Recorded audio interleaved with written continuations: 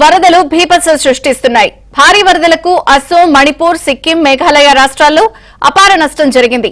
50 మందికి పైగా మృతి చెందగా పలువురు గాయపడ్డారు. అసోంలో 21 జిల్లాలు ఇప్పటి వరకు వరద గుప్పిట్లోనే ఉన్నాయి.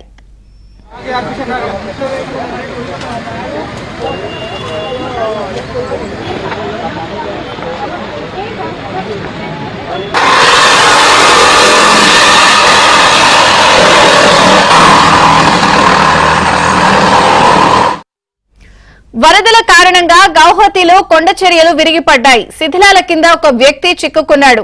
ఎన్డీఆర్ఎఫ్ సిబ్బంది సహాయక చర్యలు కొనసాగిస్తున్నారు. జనావాసాల మధ్య కొండ చర్యలు విరిగి పడటంతో ఇళ్లు పూర్తిగా ధ్వంసమయ్యాయి. ఆస్తి నష్టం జరిగింది.